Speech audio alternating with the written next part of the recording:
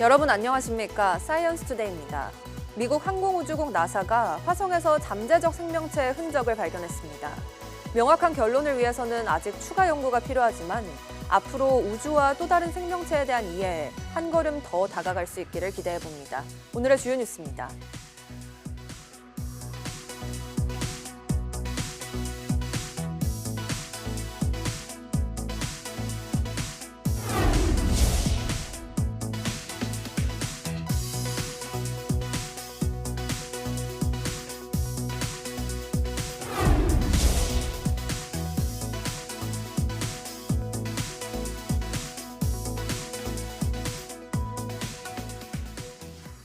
미 항공우주국 나사가 화성에서 잠재적인 생명체의 흔적을 발견했다고 발표했습니다. 화성 분화구에서 채취한 샘플에서 고대 미생물 생명체의 증거를 발견했다는 건데 아직 구체적인 검증이 더 필요하다는 지적도 나옵니다. 임늘솔 기자가 보도합니다. 나사가 현지 시간 10일 네이처 저널에 실은 논문 내용을 인용해 잠재적인 생명체 흔적의 발견 사실을 알렸습니다. 화성 탐사 로버 퍼서비어런스가 지난해 화성 분화구에서 채취한 샘플이 고대 미생물 생명체의 증거를 보존하고 있을 수 있다는 겁니다. 잠재적 생명체 흔적이란 생물학적 기원을 가질 수 있는 구조물을 뜻하는데 생명체의 존재 여부에 대해 결론을 내리기 위해서는 추가 연구가 필요한 경우를 의미합니다. 퍼서비어런스가 지난해 7월 채취한 암석에서는 다채로운 색의 반점처럼 보이는 부분이 발견됐습니다. 나사 연구팀은 이런 반점이 미생물 생명체가 암석 내 유기탄소와 황, 인 등의 원료를 에너지원으로 사용했을 경우에 남기는 흔적일 수 있다고 설명했습니다. 이 샘플은 화성의 고대 강 계곡인 네레트바 벨리스의 가장자리에 있는 암석 노출 지형 브라이트 엔젤 지역에서 발견됐습니다.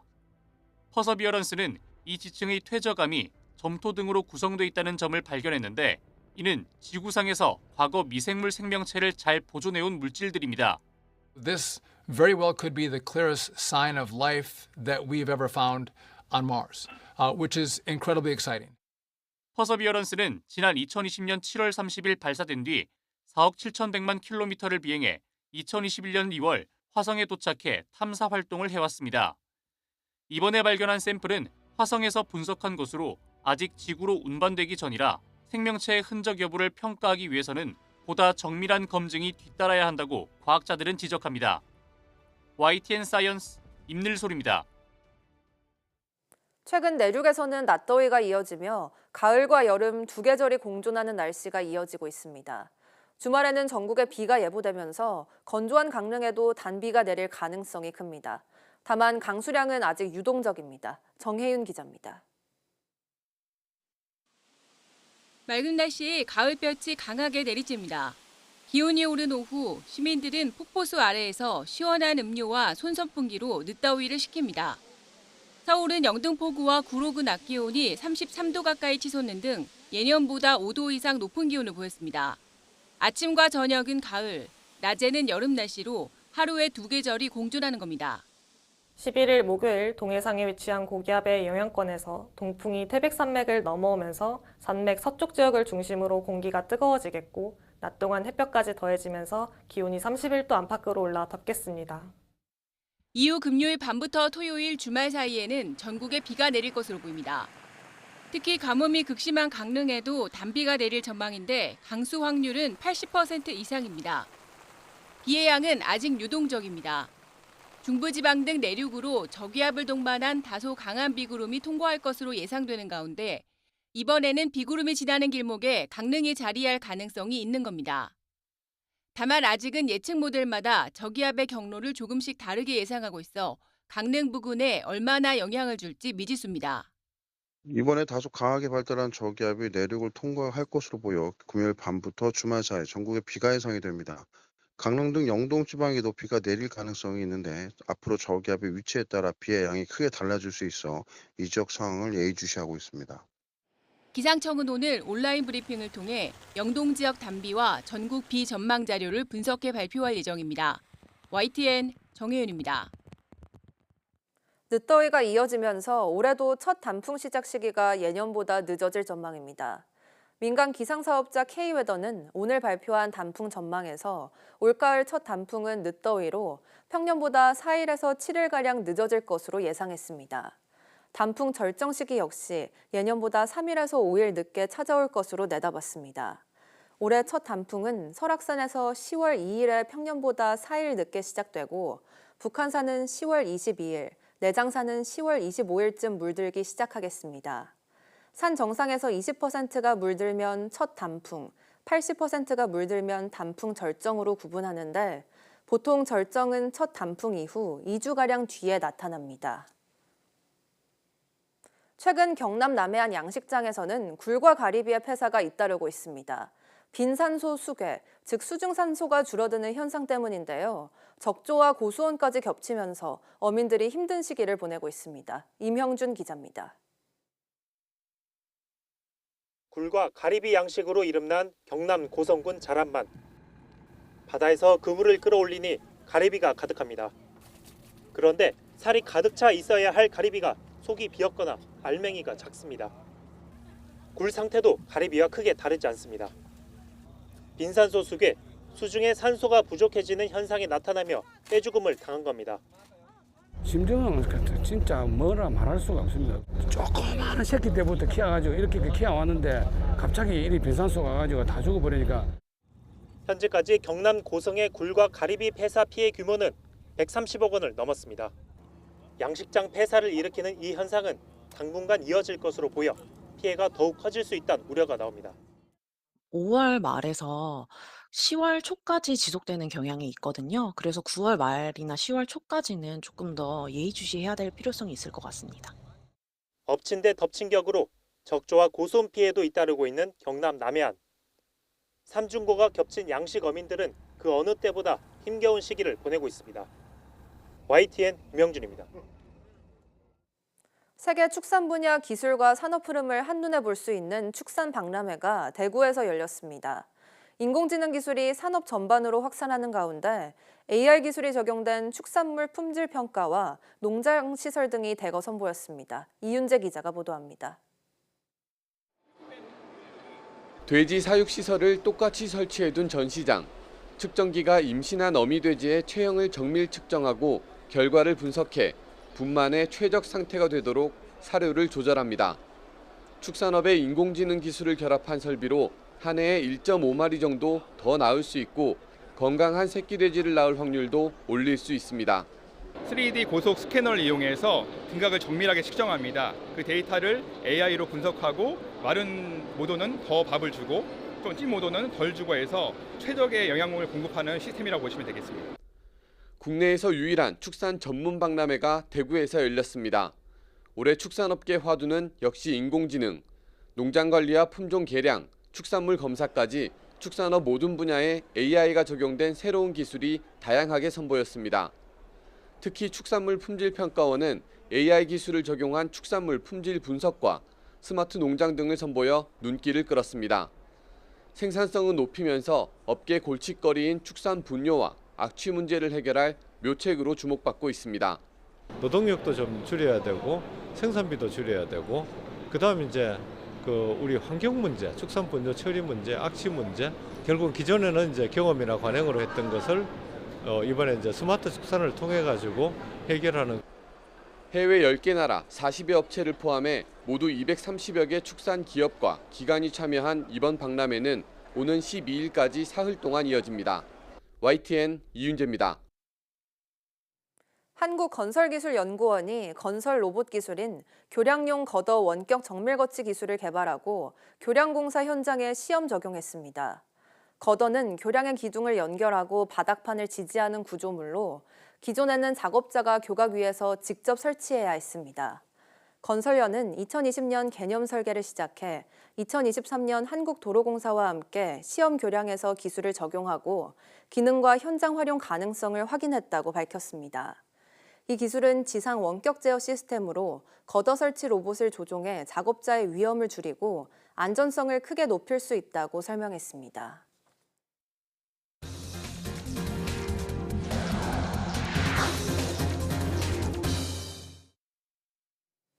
무단 결제 사건 조사에 나선 정부와 KT가 고객 기록에서 찾아낸 불법 초소형 기지국을 범행 수단으로 지목했습니다. KT는 피해 금액으로 산정된 1억 7천만 원을 고객에게 청구하지 않고 떠안겠다고 했지만 위약금 면제 등 추가적인 보상 방안에는 거리를 뒀습니다. 박기환 기자입니다. KT가 무단 소액 결제의 수단으로 지목한 것은 이른바 불법 초소형 기지국입니다. 지난 5일 단말기 스미싱 공격으로 의심되는 특정 패턴을 찾아내 먼저 접속을 차단했고 이후 피해 고객의 통화 기록에서 KT 소유가 아닌 불법 기지국 아이디로 접속한 흔적을 찾아냈습니다. 반경 10m 안에서 통신 연결을 돕는 장비, 펨토셀과 아이디 체계가 비슷하지만 정확한 형태는 물론이고 어떻게 KT 고객 단말기와 자체 통신망까지 연결될 수 있었는지는 여전히 미궁입니다. 저희가 아직 실물을 보지 않아서 실제 어떤 무선 장치인지는 저희가 이번에 합동조사 결과나 경찰 수사를 통해서 밝혀질 것으로 보고 있고 유사한 유형을 막기 위한 조치를 다 했다고 보시면 될 것 같습니다. 그래서 더 이상 접속 시도는 없는 상태입니다. 대부분의 무단 결제는 상품권 사이트의 ARS 인증을 통해 이뤄진 것으로 조사됐습니다. KT가 확인한 무단 소액 결제는 모두 278건, 피해 금액은 1억 7천만 원에 이릅니다. KT는 피해 사실을 모를 수도 있는 만큼 고객들에게 직접 연락 중이라고 밝혔습니다. 또 무단 결제된 1억 7천만 원을 청구하지 않겠다면서 고객의 금전적 피해는 사실상 없을 것이라고 설명했습니다. 수천억 원대 손실을 볼 수 있는 위약금 면제 등 보상 방안에는 선을 그었지만 정부는 조사 결과를 보고 결정하겠다며 여지를 남겼습니다. 민간합동조사단의 지금 조사 결과에 따라서 저희가 판단을 해보도록 하겠습니다. 그 당시 SK텔레콤에 대해서도 조사를 진행하는 과정에서 그 사태의 심각성이나 이런 것들을 계속 확인하면서 이제 저희가 대책들을 전례 없는 범행, 수법도 알 수 없는 상황에 KT 가입자들의 불안감은 커지고 있지만 KT는 대표의 사과는커녕 홈페이지나 문자 공지 하나 없이 사태가 진정되기만을 기다리고 있는 모양새입니다. YTN 박견입니다. KT가 무단 소액 결제 사태 초기 경찰로부터 사건 발생을 통보받고도 허술하게 대응한 정황이 드러났습니다.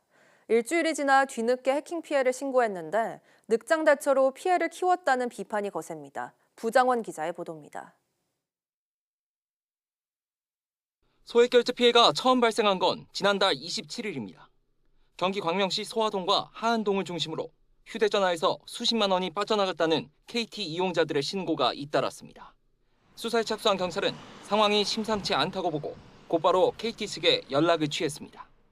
특정 지역과 특정 시간, 특정 통신사에서만 피해가 발생한 건 전례가 없는 데다 비슷한 신고가 빠르게 늘면서 조치가 필요하다고 판단한 겁니다. 이에 수사팀은 지난 1일과 2일 이틀에 걸쳐 KT 본사와 지점, 중개소 등의 사건 내용을 전달했습니다. 하지만 당시 KT 측에서는 우리가 뚫렸을 리 없다거나 해킹일 리 없다는 내용의 답변만 돌아온 거로 파악됐습니다. 사태 초기 제대로 점검이 이뤄지지 않았을 가능성을 시사하는 대목입니다. KT는 그로부터 일주일이 지난 뒤에야 해킹 추정 피해를 파악하고 관계 당국에 알렸는데 사고 발생 시간은 확인 불가로 피해 사실을 알기 전 이상 징후도 없었다고 신고했습니다. 이미 경찰에서 범행 가능성을 전달받았는데도 앞뒤가 안 맞는 내용을 적어둔 겁니다. 책임을 회피하기 위해 사안을 축소하려는 것 아니냐는 지적이 나오는 이유입니다. 이에 KT는 최초 피해 발생 이후 이상 징후를 감지하는데 상당한 시간이 걸렸다고 해명했습니다. 세부적으로 이제 한 명 한 명 전체 홀을 이제 들여다보니까 일부 고객에 대해서 이상한 아이디가 보였습니다. 이제 그래서 그 부분에 대해서 인지하고 하느라고 한 3일 정도 걸렸습니다. 현행법상 정보통신 서비스 제공자는 해킹 등 침해 사실을 알게 된 때로부터 24시간 이내에 의무적으로 관계 당국에 신고해야 하는 만큼 향후 정부 조사 과정에서 KT의 늑장 대처 여부에 대해서도 조사가 이뤄질 전망입니다. YTN 부장원입니다. KT 측이 무단 소액 결제 피해에 늑장 대응했다는 지적에 대해 해킹 여부를 인지하고 피해 방지 절차를 세우는 데 시간이 필요했다고 해명했습니다. KT 측은 과학기술정보통신부 브리핑에서 지난 5일 최초 피해 신고를 접수한 뒤 이상 징후를 인지하고 조치하는 데 사흘이 걸렸다고 밝혔습니다. 그러면서 최초 피해 신고 이후 특정 패턴을 인지하는 데 반나절이 걸렸고 하루 뒤 시스템이 자동으로 해킹 시도를 막는 기능을 개발했다고 설명했습니다. 하지만 세부적으로 전체 조사를 하는 과정에서 KT가 운영하지 않은 특정 기지국 아이디를 발견했고 이 부분을 인지하는 데까지 시간이 걸렸다고 덧붙였습니다. 최근 호남 고속도로를 달리던 차량에 찢어진 타이어가 날아와 운전자가 다치는 사고가 발생했습니다. 도로에서 낙하물로 인한 사고가 끊이지 않고 있는데요. 가해 차량을 찾지 못하면 피해 보상이 쉽지 않아서 제도 개선이 필요하다는 목소리도 커지고 있습니다. 오선열 기자입니다. 고속도로 1차선을 달리던 승용차가 터널을 지나 2차선으로 옮깁니다. 앞서 가던 1톤 트럭도 차선을 변경하던 중 정체 모를 물체가 날아오릅니다. 찢어진 타이어 조각인데 앞차가 밟고 튕겨오르면서 사고 차량을 덮친 겁니다. 갑자기 앞에 타이어 큰 것들이 널브러져 있는 거예요. 그래서 제가 2차선으로 바꿔서 가는데 앞에 있던 차가 갑자기 2차선으로 바꾸면서 뭐가 날아오는 거예요. 타이어 조각은 대형 화물차에서 떨어진 것으로 추정되는데 CCTV 사각지대에서 사고가 발생했습니다. 신고를 받은 경찰은 주변 CCTV를 확인했지만 정차하거나 이상 징후를 보인 차량은 없었습니다. 비상등을 켜고 간다든지 아니면 갓길에 뭐 화물차가 멈춘다든지 그런 게 전혀 안 보이더라고요. 대부분 보면 멈추거든요. 근데 크기나 봤을 때는 좀 큰 화물차 같아요. 허리 통증까지 앓고 있던 운전자는 낙하물 사고로 전치 4주 이상의 진단이 나왔습니다. 차량 앞유리도 박살나면서 수리 비용이 300만 원 나왔지만 보상받을 길은 막막합니다. 이렇게 큰 타이어가 터졌는데 왜 치우지 않았는지, 그리고 내 몸이 너무 많이 다쳐 있고 지금 어디다가 보상을 받아야 되는지. 도로공사의 관리 책임을 물을 수는 있지만 지난 2020년부터 5년간 낙하물 사고로 배상을 받은 경우는 238건 가운데 6건에 불과합니다. 이 때문에 도로공사의 책임 강화와 법 개정이 필요하다는 지적도 나옵니다. 일단 도로관리청이 그래도 도로를 관리하는 입장이니까 책임지고 여기에 대해서 세금이면 세금, 어떤 비용적인 부분을 받는 부분이 있기 때문에 이런 데 충당하면 되죠. 도로 위에 흉기로 불리는 낙하물. 애먼 피해를 보는 운전자들이 늘고 있는 만큼 물적 손해에 대해서도 자동차 손해배상 보장법 개정 등 대책 마련이 시급해 보입니다. YTN 오선일입니다. 수시 모집이 마감된 서울대와 고려대 의대 지원자 수와 경쟁률이 지난해보다 크게 하락한 것으로 나타났습니다. 입시업계 자료를 보면 2026학년도 서울대 의예과 수시 전형 경쟁률은 10.92대 1로 13.56대 1을 기록했던 지난해보다 낮아졌고 지원자 수도 240명 줄어든 1,048명으로 나타났습니다. 1년 전 수시 전형에서 30.55대 1의 경쟁률을 기록했던 고려대 의대 역시 올해는 경쟁률이 22.97대 1로 낮아졌고 지원자 수도 24.8%나 줄어든 1,539명으로 확인됐습니다. 입시업계는 서울대와 고려대 의대 지원자 수가 대폭 감소한 건 올해 전체 의대 모집 인원이 2,000명 줄어든 영향이 반영돼 학생들이 안정적인 지원을 하려 했기 때문으로 분석했습니다. 올해 하반기 대기업 채용 시장이 지난해보다 어두울 것이란 전망이 나왔습니다. 한국경제인협회가 리서치앤리서치에 의뢰해 매출액 500대 기업을 대상으로 조사한 결과 63%가 올해 하반기 신규 채용 계획이 없거나 미정인 것으로 나타났습니다. 이는 지난해 하반기보다 5%포인트 상승한 수준으로 미정인 기업은 2%포인트 하락했지만 없음이라고 답한 기업이 7%포인트 늘었습니다. 업종별로는 건설, 토목, 식료품, 철강, 금속, 석유화학 제품 순으로 채용 계획이 미적이거나 없는 비중이 컸습니다. 기업들은 이같이 결정한 가장 큰 이유로 대내외 불확실성 확대와 기업 수익성 악화 대응을 위한 경영 긴축을 꼽았습니다. 취업자 수가 석 달째 10만 명대 증가세가 이어졌지만 청년 취업자는 22만 명 감소했습니다. 건설업과 제조업의 고용 부진도 계속되고 있는데요. 정부는 AI 대전환과 초혁신 경제를 조속히 추진해 청년들이 선호하는 일자리 창출에 역량을 결집하겠다고 밝혔습니다. 보도에 오인석 기자입니다. 지난달 취업자는 16만 6천 명 늘며 석 달째 10만 명대 증가세가 이어졌습니다. 보건복지업은 돌봄 수요와 노인 일자리 등 직접 일자리 사업 효과로 30만 명 넘게 늘었습니다. 민생회복 소비 쿠폰 지급 영향으로 숙박 음식업도 취업자 수가 개선됐습니다. 반면 제조업과 건설업의 고용 한파는 계속됐습니다. 제조업 취업자는 6만 1,000명 줄면서 14개월째, 건설업은 13만 2천 명 감소하며 16개월 연속으로 줄었습니다. 건설 업황 부진과 미국발 관세 영향으로 건설업과 제조업 고용은 좀처럼 부진에서 벗어나기가 쉽지 않은 상황입니다. 연령대별로는 청년층의 어려움이 계속되고 있습니다. 지난달 60세 이상 취업자는 40만 명 이상 늘어난 반면 15세에서 29세 청년층은 22만 명 가까이 줄었습니다. 전체 고용률이 상승한 것과 달리 청년층 고용률은 1.6%포인트 하락하면서 45.1%로 떨어졌습니다. 16개월 연속 하락세입니다. 청년층은 지금 신규 채용 시에 경력직 선호도가 강화되고 수시 채용이 증가하는 경향이 있어 고용률이 지금 16개월 연속 하락하고 있습니다. 일도 구직 활동도 하는 30대 휴였음 인구는 32만 8천 명으로 8월 기준 역대 최고치를 기록했습니다. 정부는 관계부처 합동 일자리 전담반 회의를 열고 취약계층 고용 상황을 점검했습니다. 이영일 기재부 1차관은 AI 대전환과 초혁신 경제를 통해 청년들이 선호하는 일자리를 창출하는 성장과 일자리 창출의 선순환이 청년 일자리 문제를 해결하는 핵심 열쇠라고 강조했습니다. 그러면서 민관 역량을 결집해 AI 대전환과 초혁신 경제 30대 선도 프로젝트 등을 조속히 추진해 청년들이 선호하는 일자리 창출 노력을 강화하겠다고 말했습니다. YTN 오인석입니다. 미국 이민당국에 구금된 우리 국민을 태워올 전세기가 현지 시간으로 11일 낮 12시에 출발하는 것으로 공식 확인됐습니다. 외교부는 전세기가 미 현지 시간 11일 낮 12시, 우리 시간으로는 내일 새벽 1시에 미국 조지아를 출발한다고 밝혔습니다. 애틀란타 국제공항에서 출발하는 이 전세기는 예정대로 이륙할 경우 우리 시간으로 내일 오후쯤 인천공항에 도착할 것으로 보입니다. 전세기에는 이번에 풀려나는 우리 국민 316명을 비롯해 중국인과 일본인, 인도네시아인 등 외국인 14명까지 모두 330명이 탑승합니다.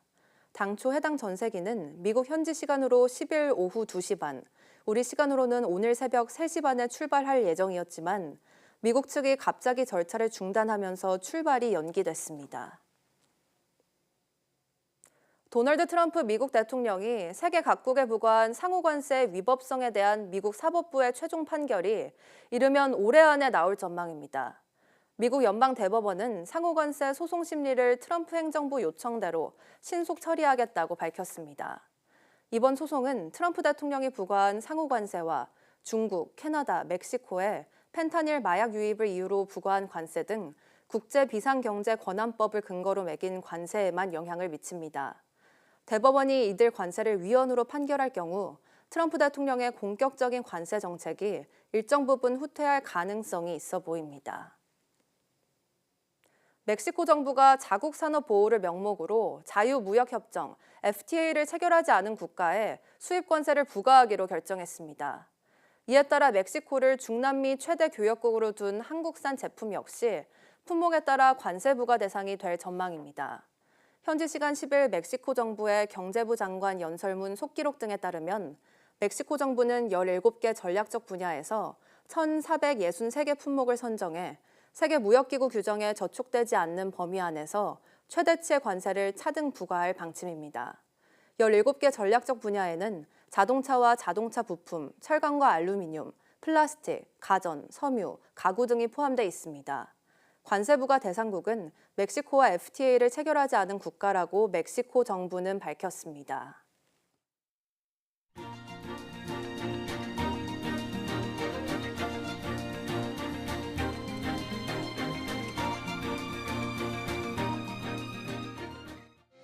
(9월 11일) 오전 사이언스 투데이 마칩니다. 오후 뉴스도 많은 시청 바랍니다. 시청해주신 여러분 고맙습니다.